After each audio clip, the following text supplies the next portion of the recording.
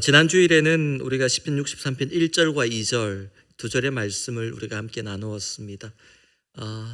좀 더 나눌 부분이 있기 때문에 1절과 2절 말씀 그리고 뒤이어 3절과 4절을 오늘 함께 계속해서 나누려고 합니다. 시편 63편은 어떤 찬송이라고 했습니까? 기억나시나요? 다윗이 아들 압살롬의 반란을 피해 유대 광야에 숨어서 머무르고 있을 때에 하나님께 올려드린 찬송이라고 그랬죠. 기억나십니까? 그러니까 시편 63편은 광야에서, 어디에서? 광야에서 부르는 찬송인 것이죠. 다윗의 장막이라고 불려지는 그 찬양이 뜨거운 예배에 쳐서 예배 스텝들과 화려한 많은 악기들이 잘 갖추어진 예루살렘에 있는 예배의 처소에서 그 화려한 예루살렘에서 불렀던 찬양이 아니라 허허벌판, 사람이 없는 황량한 메마른 광야에서 부른 찬송이 시편 63편의 찬송이라는 겁니다. 여러분, 광야에서 부르는 찬송을 듣는 사람이 없습니다. 왜냐하면 거기 사람이 없기 때문입니다. 나의 찬송 소리를 듣고 격하게 공감해주며 내가 네 마음 알겠다라고 말해주는 사람도 없습니다. 오직 하나님 한 분만을 바라보고 하나님 한 분께만 드리는 찬송, 이게 바로 광야에서 부르는 찬송이다. 지난 시간에 우리가 그 말씀을 함께 나누었습니다. 그래서 광야에서 부르는 찬송이 더 능력 있고 더 위대하고 더 놀라운 역사가 있다. 사람들은 듣지 않지만 하나님께서 귀 기울여 들으시기 때문이다. 그래서 우리가 어떻게 해야 된다고요? 인생의 광야에서 환난을 당할 때 하나님을 향해 찬송을 해야 돼요. 하나님, 나 여기 있어요. 하나님 보고 계시지요? 찬송을 불러야 돼요. 그러면 하나님께서 그 찬송을 귀 기울여 들으시고 역사해 주신다라는 겁니다. 여러분, 다윗이 광야에서 하나님께 올려드리는 그 찬송은 어떤 내용이었을까요? 지난 시간에 우리가 1절과 2절을 보았는데 1절 말씀을 먼저 함께 읽어볼까요? 1절입니다. 시작. 주는 나의 하나님이시라. 내가 간절히 주를 찾되 물이 없어 마르고 황폐한 땅에서 내 영혼이 주를 갈망하며 주를 앙망한다. 아멘. 그 찬송의 내용 첫 번째는 하나님, 내 영혼이 갈급합니다 라는 노래였습니다. 내 영혼이 갈급합니다. 이게 찬양의 내용이었습니다. 본문 1절을 보면 다윗이 하나님을 어떻게 불렀다고요? 나의 하나님, 나의 하나님, 그렇게 부르면서 이 찬송을 들으시는 분이 하나님이심을 분명하게 합니다. 나의 하나님. 그리고 물이 없어 마르고 황폐한 땅 광야에서 내 영혼이 주를 갈망하며 내 육체가 주를 앙모하나이다. 그렇게 노래하고 있죠. 중요한 것은 다윗이 영혼의 갈급함도 있고 육신의 갈급함도 있어요. 그런데 가장 먼저 부르짖는 것이 영혼의 갈급함이었다는 겁니다. 영혼의 문제와 육신의 문제를 놓고 많은 사람들이 육신의 문제를 먼저 해결하라고 하지만 다윗은 영혼의 문제가 가장 급하고 중요하다라고 믿었습니다. 그래서 영혼의 문제를 하나님 앞에 가장 먼저 고백하며 내 영혼이 주를 갈망하며 그리고 내 육체가 주를 앙모하나이다. 그렇게 고백했던 거예요. 여러분, 광야에서 육신의 목마름이 얼마나 큰 문제가 되겠어요. 현실적으로 광야에서 해결해야 될 게 얼마나 많겠어요. 그럼에도 다윗은 내 영혼이 갈급합니다. 가장 시급한 게 이겁니다. 주님, 내 영혼에 갈급합니다. 이렇게 고백을 했다라는 겁니다. 그 말은 자신에게 일어나는 모든 일들을 육의 눈으로, 육신의 문제로 바라보는 것이 아니라 다윗은 영의 눈으로 바라보고 영적인 문제로 해석해 나갔다라는 것이죠. 그래서 다윗이 믿음의 사람인 거예요. 오늘 본문 1절의 찬송에만 제목을 붙인다면 저는 이렇게 붙이고 싶습니다. 광야에서 부르는 내 영혼의 노래. 광야에서 부르는 내 영혼의 노래. 여러분, 이게 찬송이에요. 이게 진짜 찬송이에요. 영이신 하나님께 내가 어떻게 노래한다고요? 영으로 노래합니다. 영이신 하나님께 내가 영으로 노래합니다. 내 영혼이 주를 갈망하며 내가 영으로 노래합니다. 이 고백을 드리고 있는 겁니다. 시편 63편이 어떤 찬송인지 이 본문 1절에 명확히 나와 있어요. 나의 하나님께 광야에서 드리는 내 영혼의 노래예요. 이게 여러분, 찬양은 영혼의 노래예요. 아무리 노래를 잘하고 세상 가요 노래 탑10에 이름을 올릴 만한 실력을 가지고 있다 해도 영혼의 노래가 아니면 그거는 찬양이 아니에요. 가사가 찬양을 결정짓는 게 아니고, 멜로디가 찬양을 결정짓는 게 아니고, 그 안에 내 영이 노래할 때에 그 노래가 비로소 찬양이 되는 겁니다. 여러분, 우리가 제대로 된 찬양을 불러야 돼요. 입술로만 드리는 고백이 아니라 영으로 노래해야 된다는 것을 보여주는 겁니다. 요한복음 4장 24절 말씀에 하나님은 영이시니 예배하는 자가 어떻게 영과 진리로 예배할지니라. 예배는 어떻게 해야 된다고요? 참 예배는 영으로 예배해야 되고 진리로 예배해야 돼요. 이거 아니면 가짜라고 얘기하십니다.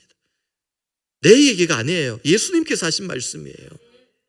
또 성경을 보면 영으로 기도하라 그랬어요. 영으로 찬송하라, 영으로 노래하라 그랬어요. 그런데 여러분 막 헷갈려요. 어떻게 하는 것이 영으로 예배하는 것일까? 어떻게 하는 것이 영으로 기도하는 것일까? 어떻게 하는 게 영으로 찬양하는 것일까? 아마 여러분 이 부분에 대해서 혼동하시는 부분이, 헷갈리시는 부분이 많으실 거예요. 어느 날은 내가 좀 영으로 막 노래하고 예배하는 것 같아요. 막 영으로 기도하는 것 같아요. 근데 또 어떤 날은 예배 드리면서도 이게 영으로 예배하는 것인지 육으로 예배하는 것인지 오락가락할 때가 있습니다. 헷갈릴 때가 있어요. 그냥 내가 열심히는 하는데 영으로는 예배하는 것 같지 않고 뭐가 답답하고 안 풀리고 이럴 때도 있어요. 확신이 서지 않을 때도 있습니다. 아마 대부분의 성도님들이 영으로 예배하고 영으로 노래한다, 이게 뭘까에 대해서 그냥 쉽게 이렇게 정리하는 것 같아요. 내가 그냥 진심으로 하면 그 영으로 하는 거겠지. 내 마음이 막 진심으로 하면 영은 따라서 그냥 알아서 예배하겠지. 이렇게 생각하는 분들이 참 많습니다. 그것도 어느 정도 맞는 말입니다. 마음을 들이지 않고 영으로 예배할 수는 없습니다. 그런데 고린도전서 14장 15절 말씀을 보면 내가 영으로 기도하고 또 마음으로 기도하며 내가 영으로 찬송하고 또 마음으로 찬송하리라. 이걸 다르게 말씀하시거든요. 영으로 기도하고 찬송해야 되지만 그럼에도 불구하고 그것만 하는 게 아니라 마음으로도 기도하고 찬송하라고 말씀하고 있어요. 이 두 가지를 모두 다 해야 된다라고 말씀하고 있거든요. 또 헷갈립니다. 그렇죠? 이게 내가 지금 영으로 예배하냐? 마음으로 예배하냐? 육으로 예배하나? 여러분 중에는 마음을 다해 기도하고 찬송하시는 분들이 많은데 오늘 예배 가운데 여러분 어떻습니까? 영으로 지금 예배하고 있습니까? 아까 영으로 찬양을 막 부르셨어요? 여러분의 영이 찬양을 하고 여러분의 영이 예배하는 게 막 느껴지십니까? 하나님은 영이시니 예배하는 자가 신령과 진정으로 예배할지니라 그랬는데 이게 참 예배라 그랬는데 내가 영으로 예배하지 않으면 이게 예배가 아니라고 하는데 이게 대한 확신이 있습니까, 여러분? 내가 영으로 예배 드리는지 아닌지 알 수 있는 여러분 가장 중요한 두 가지 기준이 있습니다. 하나가 뭐냐면 내가 지금 성령 안에서 예배 드리느냐 이거예요. 이거. 하나님은 영이시니 예배하는 자가 영과 진리로 예배할지니라. NIV 영어 성경을 보면 영과 진리로 할 때 영과는 in the spirit, 진리로 in truth라고 되어 있어요. in the spirit. in the spirit이 뭡니까? God is spirit 앞에 나온 하나님은 영이시니 성령을 의미하는 거예요. 성령 안에서 예배하는 것 in the spirit, 이게 영으로 예배하는 겁니다. 여러분 내 의지로 예배하는 것이 아니라 내가 갈급하고 답답하다고 내 마음으로 예배하는 것이 아니라 성령이 내 마음을 주장하여 주시고 오늘 내 입술을 주장하여 주시고 내 예배를 인도하여 주셔야 영으로 예배하는 게 됩니다. 찬양을 부를 때도 성령이 우리 안에서 이 찬양을 함께 하나님께 올려드리도록 해야 되는 거예요. 이게 영으로 노래하는 겁니다. 또 한 가지 여러분, 내가 영으로 예배 드리는지 아닌지 분명한 증거가 있는데 그게 뭐냐면 내 안에 있는 영적인 갈급함이에요. 갈급함. 내가 하나님 앞에 나왔는데 영적인 갈급함이 막 있어야 돼요. 그렇다면 이 영적인 갈급함, 내 영에 갈급함이 있다면 지금 내 영이 하나님을 예배하고 있는 겁니다. 그런데 갈급함이 없다? 앞에 앉아서 그냥 오늘 최 목사 은혜 한번 끼쳐봐. 자, 들을 준비되었어. 이렇게 있으면은 그건 영의 예배가 아니라, 제가 여러분께 말씀을 전하기 전에 이미 여러분 안에 갈급함이 있어야 돼요. 그냥 막 영적으로 갈급해가지고 하나님 말씀을 주시옵소서, 하나님 은혜를 주시옵소서, 하나님 만나 주옵소서. 이 영적인 갈급함, 이 갈급함이 느껴진다면 여러분은 영으로 예배하고 있는 겁니다. 영으로 찬양하고 영으로 기도하고 있는 거예요. 이 갈급함, 영적인 갈급함. 오늘 본문 1절에서 다윗이 고백하고 있는 내 영혼이 주를 갈망하며, 내 영혼이 주를 갈망하며, 이거예요. 지금 이 갈망하다는 표현이 지난 시간에 보았지만 목말라서 갈급하다, 그런 의미라고 했잖아요. 갈망함, 주님 은혜의 생수를 부어 주옵소서. 이 갈급함이 있다면 영으로 예배하고 있는 거예요. 여러분, 우리 영은요, 하나님을 바라보고 하나님을 갈망하도록 그렇게 애초에 디자인되었습니다. 그렇게 만들어졌어요. 우리의 영은 하나님하고 하나님의 형상을 따라, 하나님의 모양을 따라 만들었으니 하나님을 바라보면, 영이신 하나님을 바라보면 가만히 있을 수가 없어요. 그냥 그분께 나가는 거예요. 여러분, 사람이라는 단어를 헬라어로, 그리스어로 안드로포스라고 얘기를 하는데, 안드로포스는 어떤 뜻이냐면 위를 바라보는 자라는 뜻이에요. 사람은 어디를 바라보는 자? 땅을 바라보고 동전주로 다니는 사람들이 아니고 위를 바라보고 하나님을 바라보는, 하나님을 바라보는 자, 위를 바라보는 자가 사람이래요. 여러분, 이게 인간이래요. 여러분, 오스트랄로피테쿠스, 호모사피엔스 이런 거 외우지 마시고요, 이거 외우세요. 안드로포스, 안드로포스, 위를 바라보는 자. 여러분의 영혼이 하나님을 바라볼 때에 이게 영으로 예배하는 것이고, 이게 바로 사람 사는 거예요. 여러분, 우리가 살아가야 될 길이라는 겁니다. 우리가 영으로 예배하면, 그러니까 우리 영혼이 어떻게 해요? 갈망함이 막 나오는 거예요. 하나님 갈급합니다. 더 은혜를 부어주옵소서. 더 은혜를 부어주었습니다. 하나님 괜찮습니다. 그만, 이게 없어요. 더 부어주옵소서. 더 부어주옵소서. 어떤 분들은 그렇게 생각하실 거예요. 지금 다윗의 상황이 갈망 안 하면 이상하지 않습니까? 물이 없어 마르고 황폐한 땅, 광야에 있는데 당연히 영혼이 주를 갈망하는 거 답답한 거 아닙니까? 그렇게 생각할지 몰라요. 여러분, 광야에서 물을 구하고 비가 오기를 바라고 오아시스를 발견하기 원하고 강물이 흐르기를 바라고, 이거는요 육신의 갈망이에요. 그 다음에 나오는 육신의 갈급함이에요. 영혼의 갈망이 아니에요. 지금 다윗이 부르짖는 영혼의 갈망은 이게 아니라고요. 여러분, 광야에서 부르짖는 영혼의 갈망은 이 갈망이 아니에요. 하나님의 임재를 갈망하는 거예요. 하나님, 이 광야 가운데 내가 하나님을 더 알아가기를 원합니다. 하나님을 더 깊이 만나기를 원합니다. 하나님과 더 깊은 대화를 하기 원합니다. 영적인 본능으로서의 갈망이에요. 물을 달라는 갈망이 아니에요. 여러분, 우리가 하나님을 예배하면서 이런 영혼의 갈급함이 내 속에 있어야 어떤 예배라고요? 영의 예배가 되는 거예요. 내가 영으로 노래하리니, 가사만 그렇게 부른다고 영으로 노래하는 게 아니에요. 표정 잡고 감정 잡는다고 영으로 노래하는 게 아니에요. 영혼의 갈급함을 가지고 하나님 앞에 그렇게 부르짖어야 영으로 노래하는 게 되는 겁니다. 여러분, 남유다의 예루살렘, 그 성 안에는 수많은 부자와 권력자들이 살지 않았습니까? 안식일마다 얼마나 화려한 예배를 드렸습니까? 얼마나 멋진 예배를 드렸습니까? 최고의 랍비가 있었고, 최고의 예배팀이 있었고, 제사장들이 있었습니다. 대제사장이 있었습니다.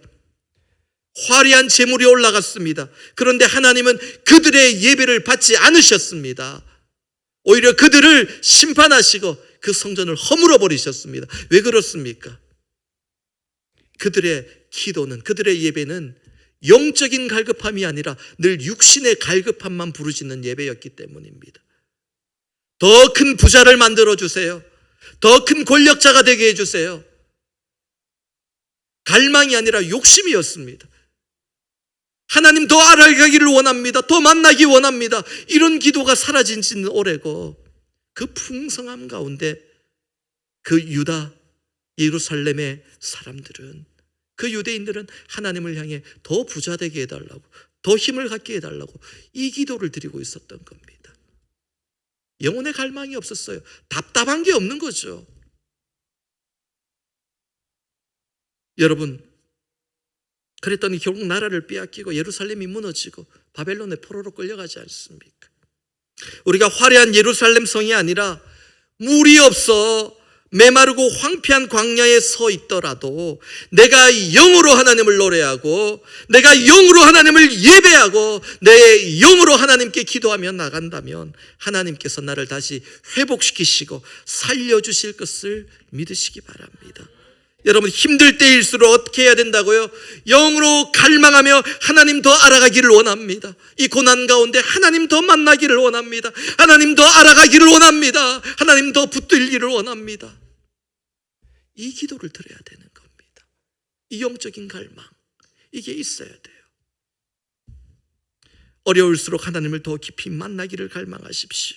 답답할 때일수록 하나님의 임재를 더 갈망하십시오.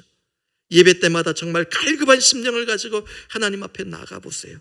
하나님께서 가만히 있지 않으세요. 그 심령에 은혜의 생수를 채워주십니다. 부어주시는 거예요. 폭포수와 같은 은혜로 부어주시고 은혜 위에 은혜를 부어주시는 거예요. 그렇게 다윗은 광야에서도 그의 영혼이 하나님을 갈망함으로 다시 일어설 수 있었습니다. 여러분, 이게 다윗이 광야에서 불렀던 첫 번째 노래 가사였습니다. 두 번째 노래 가사 한번 볼까요? 본문 3절 말씀입니다. 3절을 함께 읽습니다. 시작. 주의 인자하심이 생명보다 나음으로 내 입술이 주를 찬양할 것이라. 아멘. 주의 인자하심이 생명보다 나음으로 내 입술이 주를 찬양할 것이라. 하나님, 당신의 인자하심이 내 생명보다 더 귀합니다. 이 고백입니다. 그렇게 노래하는 겁니다. 주의 인자하심이 생명보다 낫다. 무슨 말씀일까? 여기서 인자하심이라는 것은 헬라어로 헤세드라고 그러는데 하나님의 자비하심, 하나님의 은혜, 하나님의 사랑, 이걸 다 모아놓은 단어예요. 인자하심이 그냥 온화하고 이런 느낌이 아니고요. 여기는 하나님의 사랑과 은혜와 자비가 다 담겨있는 그 표현이 성경의 하나님의 인자하심, 헤세드입니다. 그 하나님의 은혜와 사랑이 무엇보다 내 생명보다 낫습니다. 여기서 생명이라는 것은요, 내 인생에서 생명처럼 소중하게 여기는 것들, 또 내 인생에서 내 생명과 바꿀 수 없다 여기는 것들, 더 소중히 여기는 것들 모두를 얘기합니다. 세상의 그 귀한 모든 것들, 내 생명과도 같은 그 모든 것들 다 가져와도 하나님의 인자하심 그 하나가 내게 더 소중합니다. 그렇게 고백하는 거예요. 내가 다른 거 다 잃어버려도 하나님의 인자하심을 잃어버리지 않는다면 나는 그래도 복된 사람입니다. 행복한 사람입니다. 소망 있는 사람입니다. 이 고백을 하고 있는 거예요. 이 생명이 어떤 사람에게는 말 그대로 자기의 생명이 될 수도 있고, 어떤 사람에게는 돈이 그 사람에게 생명이 될 수도 있고, 또 어떤 사람은 명예가 생명이 될 수도 있고, 어떤 사람은 세상에서 누리는 많은 즐거움들, 재미있는 것들, 그 기쁨이 포기 못하는 생명이 될 수도 있습니다.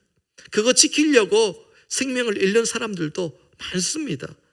그 외에 수많은 것들이 저마다 인생의 생명과 같은 것인데 다윗에게도 왜 그런 게 없었을까요? 아끼는 게 있었겠죠. 그럼에도 광야에서 다윗은 하나님 앞에 다 내려놓아요. 생명과 같은 거 다 내려놓고 주의 인자하심이 생명보다 나음으로 내 입술이 주를 찬양합니다. 그렇게 고백했던 거예요. 예루살렘의 왕으로 있을 때에는 미처 내려놓지 못한 그 작은 것, 큰 것, 그 모든 것들까지도 하나님 앞에 광야에서는 다 내려놓습니다. 마치 아브라함이 이삭을 번제로 하나님께 드리기 위해 전부를 드리듯이 생명과도 같은 이삭을 드리기 위해 번제단에 눕혀놓고 하나님께 그렇게 순종해야만 나갔던 그 모습처럼 다윗도 다 내려놓고 하나님 다 드릴 수 있습니다. 다 가져가셔도 됩니다. 그러나 주의 인자하심이 내게 머물기를 원합니다. 이렇게 고백했던 거예요, 여러분. 진심이에요, 여러분. 이게 우리가 즐겨 부르는 찬양이 있죠. 나 무엇과도 주님을 바꾸지 않으리. 우리 무반주로 한번 불러볼까요? 진짜 나 무엇과도 주님을 바꾸지 않으리. 다른 어떤 은혜 구하지 오직 주님만이 내 삶에, 오직 주님만이 내 삶에 도움이시. 주의 얼굴 보기 원합니다. 얼굴 보기 원합니다. 주님 사랑해요. 주님 사랑해요. 온 마음과 정성 다해, 온 마음과 정성 다해. 하나님의 신실한 친구, 하나님의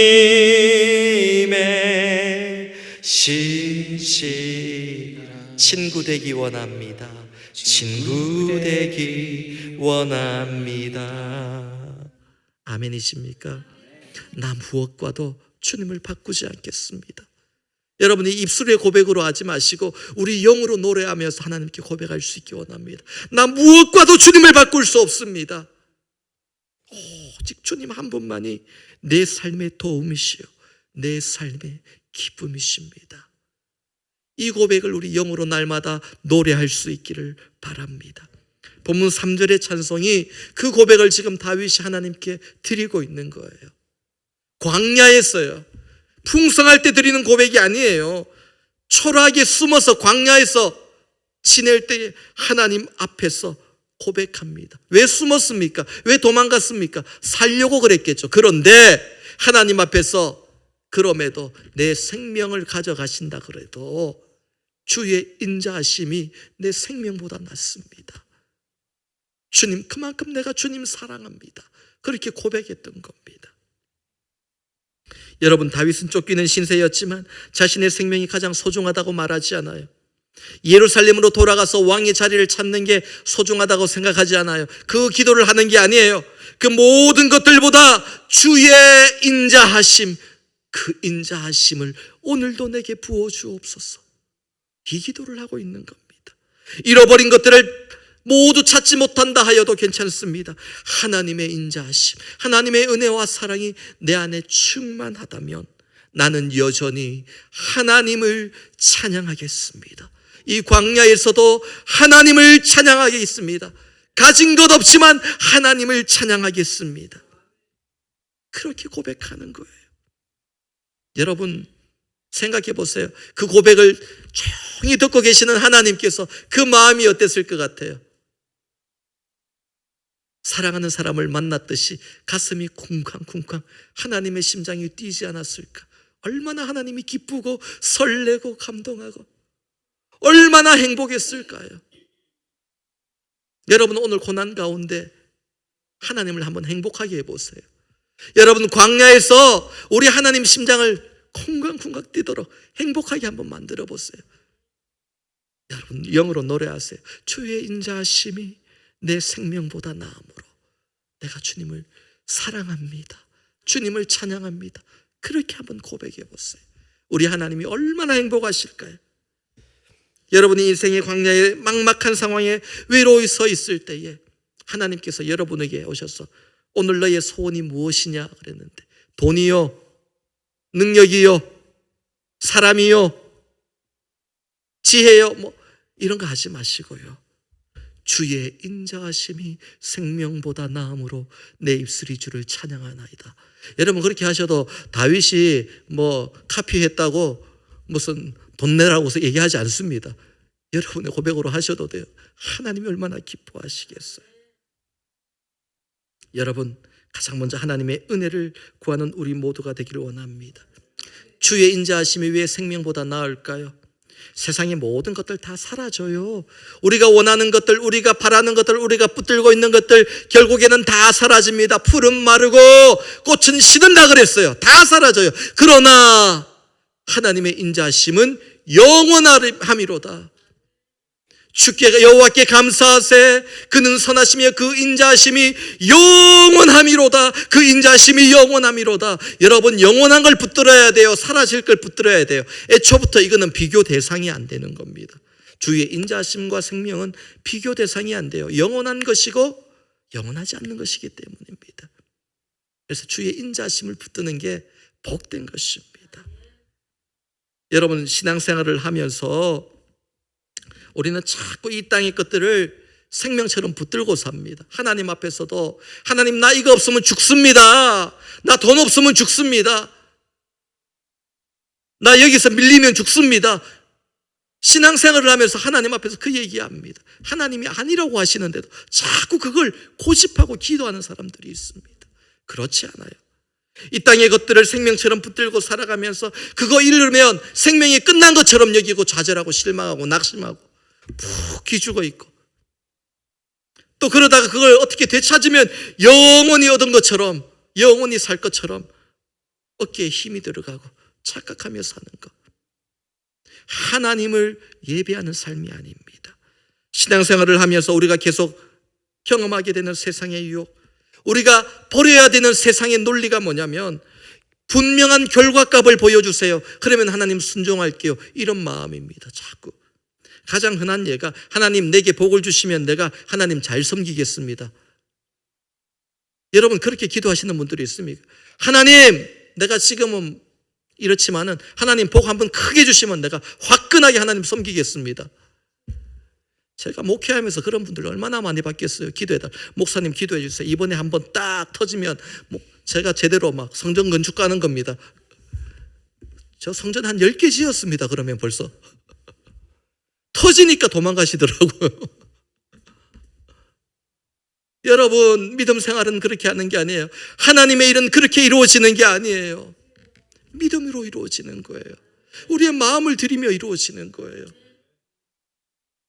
돈 없는데 성전 건축하라, 그런 얘기가 아니라 그냥 오늘 주신 그 환경 속에서 하나님을 향해서 우리의 마음을 드리고 최선을 다해 하나님을 섬겨가면 하나님의 뜻이 함께 이루어져 가는 겁니다. 하나님께서 먼저 그의 나라와 그의 일을 구하라, 그리하면 이 모든 것을 너희에게 더하시리라. 그 다음에 하신 말씀이 있어요. 그러므로 내일 일을 위하여 염려하지 말라 그러셨어요. 여러분, 내일 일을 위하여 염려하지 말라. 그 전에 어떤 말씀을 하셨다고요? 먼저 그의 나라와 일을 구하라. 그리하면 이 모든 것을 너희에게 더해 주시리라. 그런데 왜 내일 일을 염려해? 하나님이 붙들어 주신다는 거예요. 하나님의 나라와 의를 구하면 하나님께서 우리의 내일을 붙들어 주신다. 염려하지 마. 그게 여러분, 결과값을 보고 순종하는 것이 아니라 믿음으로 순종했더니 하나님의 복이 임하더라. 순서가 바뀌는 거예요.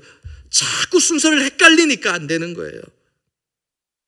여러분, 베드로가 주님의 부르심을 받을 때에 누가복음 5장을 보면 갈릴리 호숫가에서 밤새도록 그물을 던져요. 던졌는데 고기를 잡지를 못해요. 그리고 나서 그 좌절한 마음으로 아침에 막 올라와가지고 그물을 막 씻고 손질하고 있는 거예요. 마음이 복잡했겠죠. 어떻게 먹고 살까? 집에 들어가면 우리 아내가 또 바가지를 긁을 텐데 어떻게 할까? 이제 한 마리도 못 잡았다면 저 집에 어떻게 들어가지? 돈도 못 벌고 나가 그러면 어떡하지? 얼마나 지금 마음이 막 심란하겠어요. 씻고 있는데 주님이 찾아오셔가지고 베드로의 배를 빌려서 오르셔서 거기 모인 사람들에게 말씀을 전하여 천국 복음을 막 전하셔요. 그리고 나서 베드로에게 깊은 곳으로 가서 그물을 내려라 말씀하시거든요. 그때 베드로가 어떻게 말을 하냐면 얼마나 피곤하겠어요, 여러분. 그때 아마 저 같으면 예수님의 말씀이니까, 제가 그래도 목사인데 예수님의 말씀이니까 거절은 안 합니다. 안 됩니다. 말은 못하고, 예 주님, 그런데 너무 피곤한데 좀 이따 하면 안 되겠습니까? 아니면 내일 나가면 안 되겠습니까?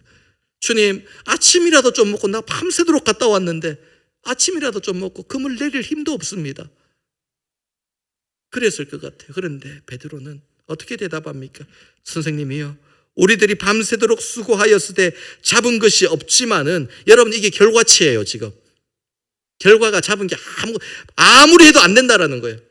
그런데 그 다음에 말씀에 의지하여 내가 그물을 내리리다. 결과를 보고 하는 게 아니라 말씀을 보고 말씀을 붙들고 믿음을 가지고 그물을 내리겠습니다. 결과를 확인하고 움직이는 순종이 아니라 말씀을 붙들고 먼저 움직이는 믿음을 하겠습니다. 순종을 했던 거예요. 그랬더니 그물이 찢어지는 놀라운 역사가 일어납니다. 말씀을 의지하여.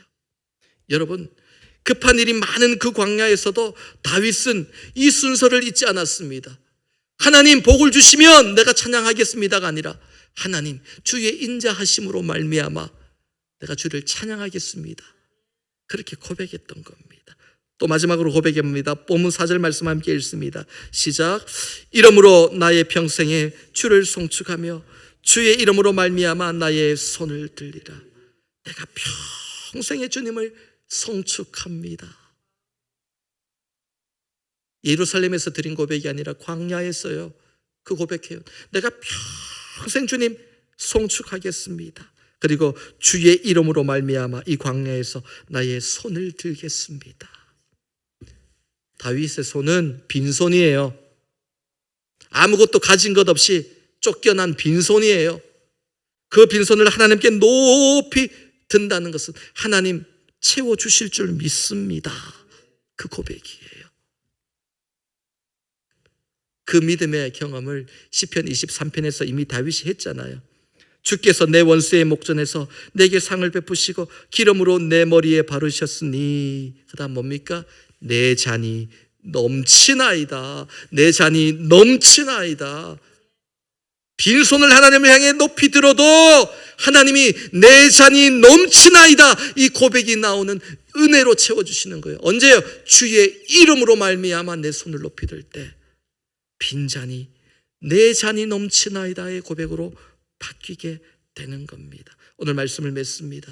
사랑하는 성도 여러분, 여러분 광야에서 하나님을 찬송하고 있습니까? 주의 이름으로 말미암아 손을 높이 드십시오. 내 잔이 넘치나이다. 내 잔이 넘치나이다. 그 고백이 다윗의 고백이 아닌 여러분의 고백이 되게 하시는 하나님을 신뢰하시기 바랍니다. 가나안에 들어가기 전까지 우리는 광야를 통과할 수밖에 없습니다. 물이 마르고 황폐한 땅에서 영혼의 칼급함을 가지고 영으로 하나님을 노래해 보세요. 광야에서 영으로 하나님을 노래하며 찬양하며 기도하며 하나님을 한번 예배해 보세요. 그 광야에서 다른 것보다도 주의 인자심이 생명보다 나음으로 내 입술이 주님을 찬양하리라 믿음으로 한번 선포해 보세요. 그리고 주의 이름으로 말미암아 내 손을 높이 들겠습니다. 한번 고백하고 선포해 보세요. 하나님이 그 빈손이, 그 빈잔이 넘치는 잔이 되게 하실 줄 믿습니다. 오늘 하루도 또한 앞으로 한 주간 또 앞으로 우리의 삶 속에서 주님을 향해 주의 이름을 향하여 붙들고 우리의 두 손을 높이 들 때에 광야에서도 채우시는 하나님, 일으켜 세우시는 그 하나님의 은혜가 우리 모두에게 충만하게 일어나기를 주님의 이름으로 축원합니다. 우리의 고백했던 묵상한 말씀을 우리가 한번 찬양으로 하나님께 함께 올려드렸으면 좋겠습니다.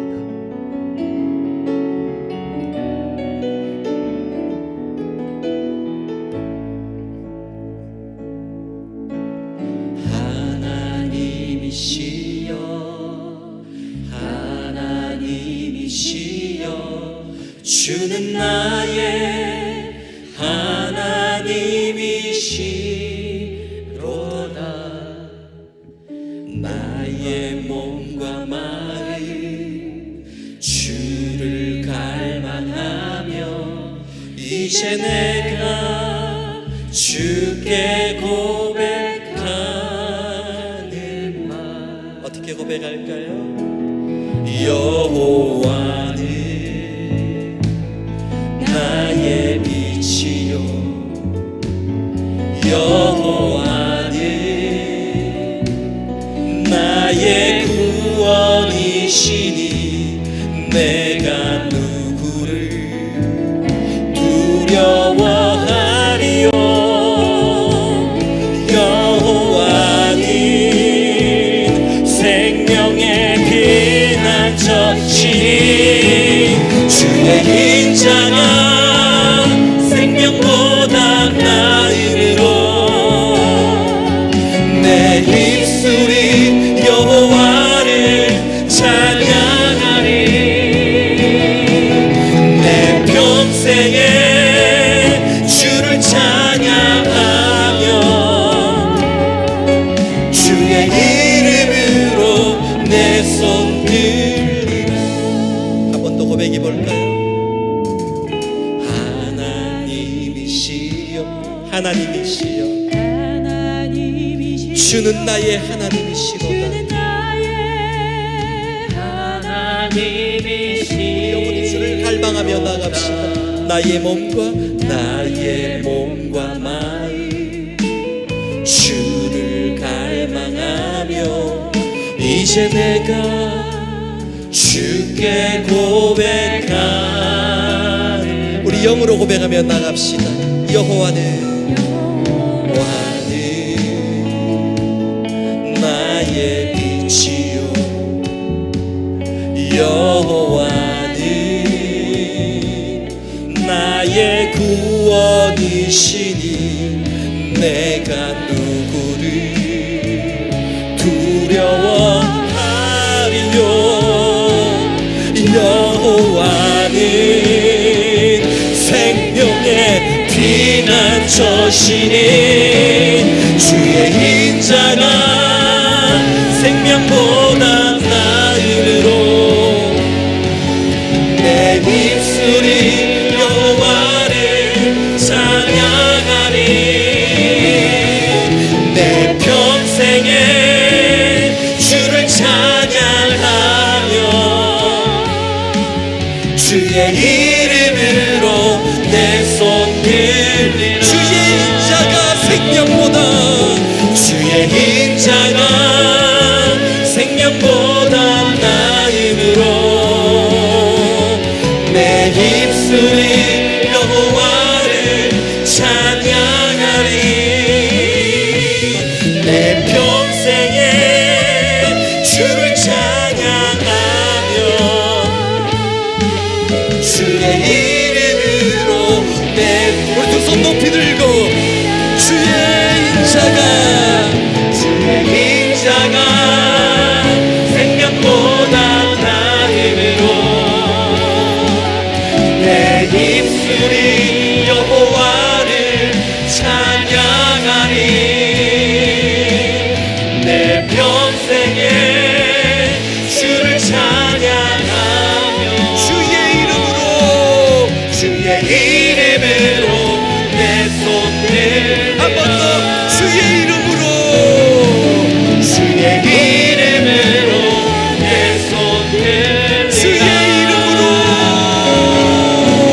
주의 이름으로 내 손 들리라. 할렐루야. 이제 함께 우리 합심으로 기도하며 나가기를 원합니다. 하나님은 나의 하나님이십니다. 주는 나의 하나님이십니다. 내 영혼이 주를 갈망하며 고백합니다. 주의 인자가 생명보다 나음으로 내 입술이 주를 찬양합니다. 오늘도 주님의 이름으로 말미암아 내 손을 높이 듭니다. 주님 채우시고 주님의 은혜로 함께하여 주옵소서. 주여 한번 크게 부르짖고 통성으로 기도합시다. 주여